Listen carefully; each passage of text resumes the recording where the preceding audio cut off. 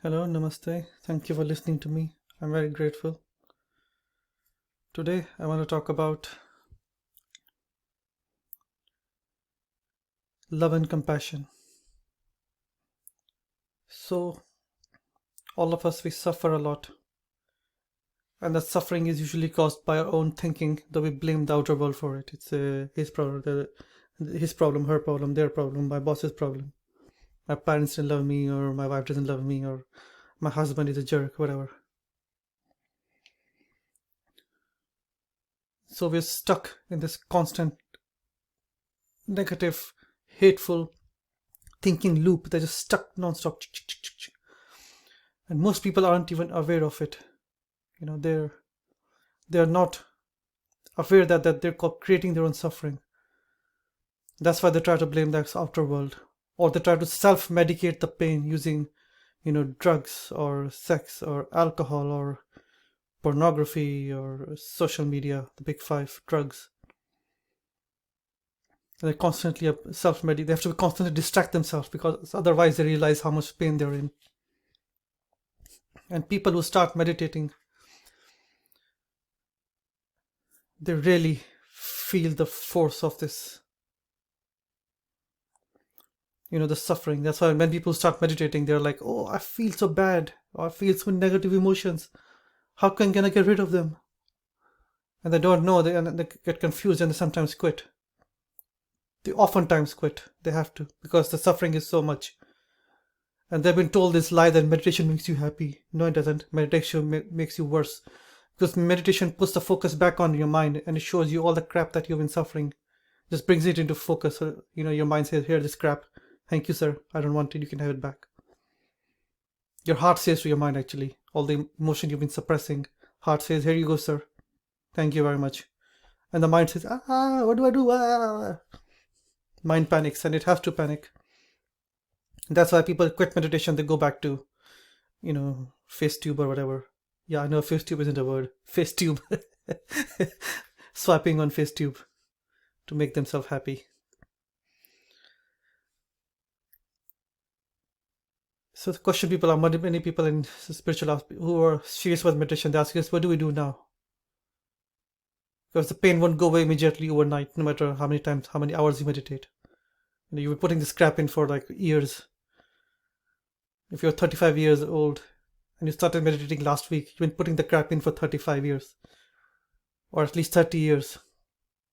Now suddenly in 3.5 days it won't go away. And I didn't realize this for a long time, but there is a medicine for this pain, a lotion as it were. If your skin is burning, and you can apply this soothing lotion to take the pain away. I mean, that's how most painkillers work, right? Or most lotions work, right? They don't heal the problem. Our body heals itself. If you get a cut, the body heals itself, right? You know that. Or if you burn yourself, the body will heal itself.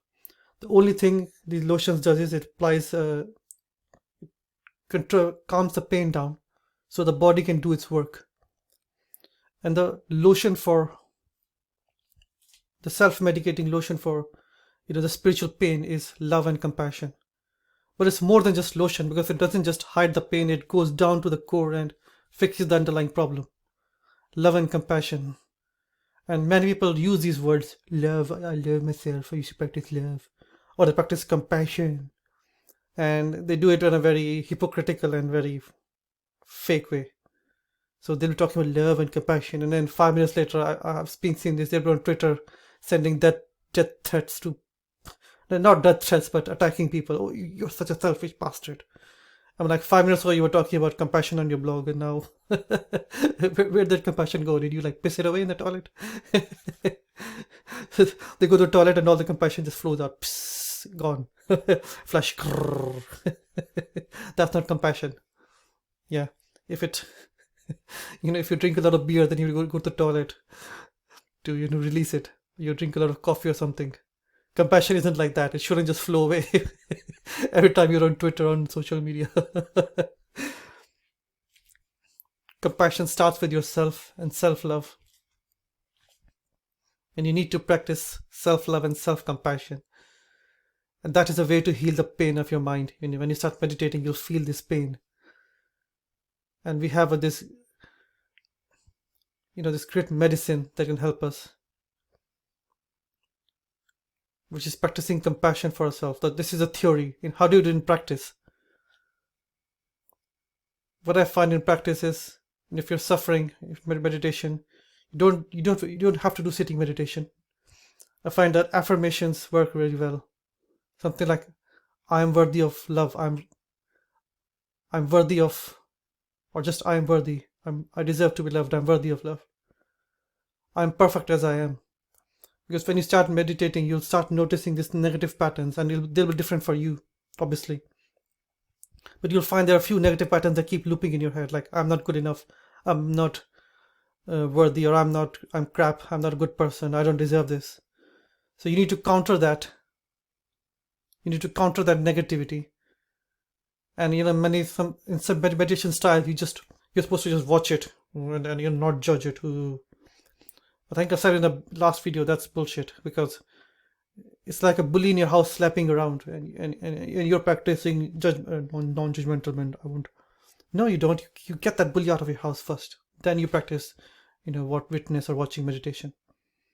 If you have constant negative thinking, it's going to destroy your meditation, because every time you sit, all this negative crap thoughts will come up, and they'll ruin your meditation.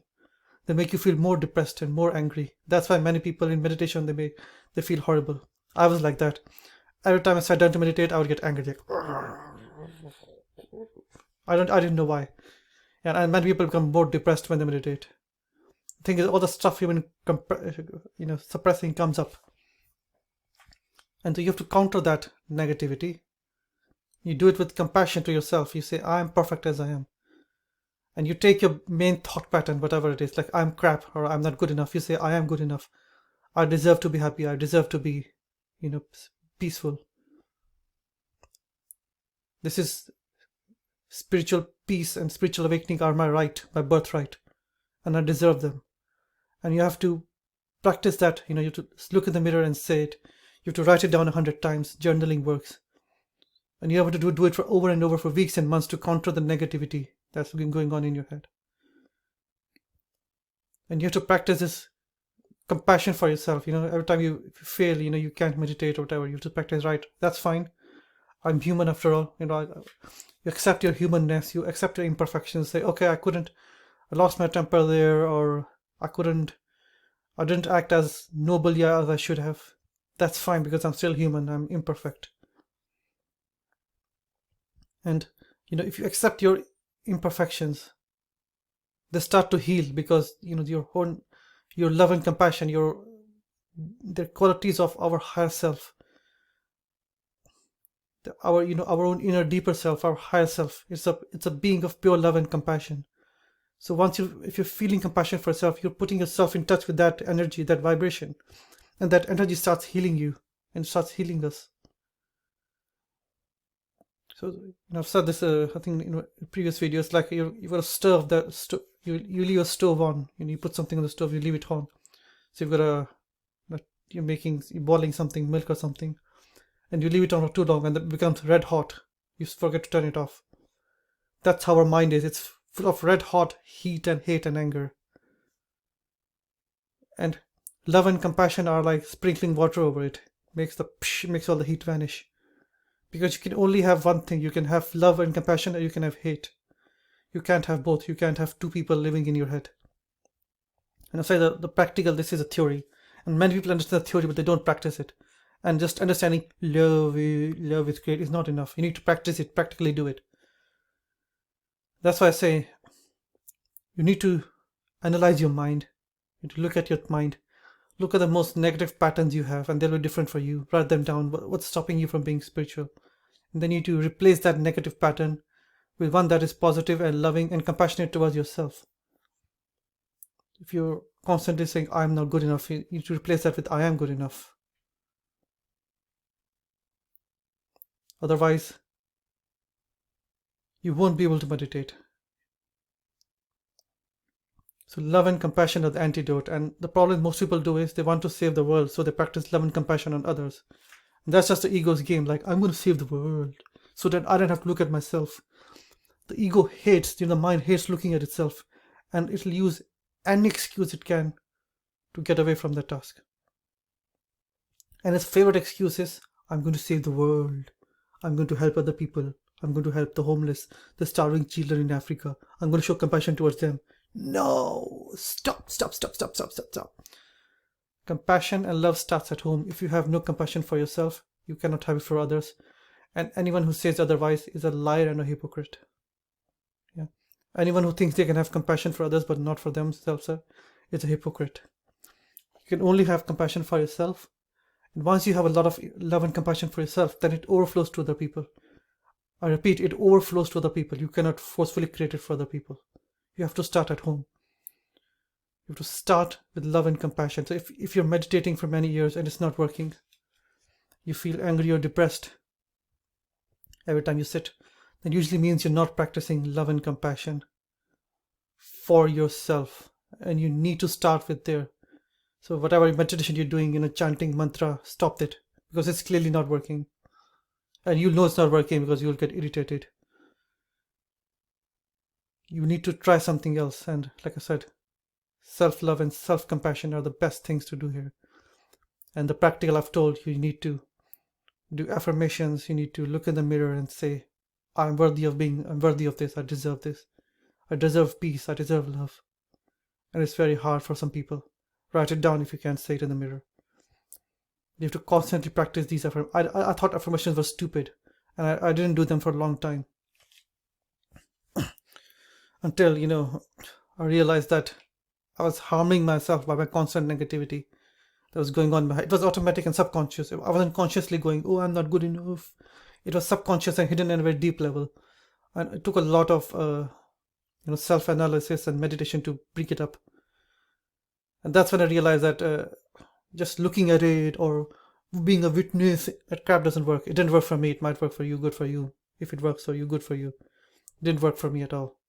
What worked for me was affirmations and self-love, self-compassion, accepting my humanness, accepting my imperfections, being kind to myself. If I fail, not shaming myself or attacking myself. And that's hard. And that's why the spiritual path is hard. But you can make it easy for yourself. If you only have 1 minute a day to meditate, you don't have time. You come late from work and you have to go shopping and cook for your family. You don't have time. You only have 1 minute to meditate or 2 minutes to meditate. Use those 2 minutes to practice self-love and self-compassion. And forget about watching your breath or chanting a mantra.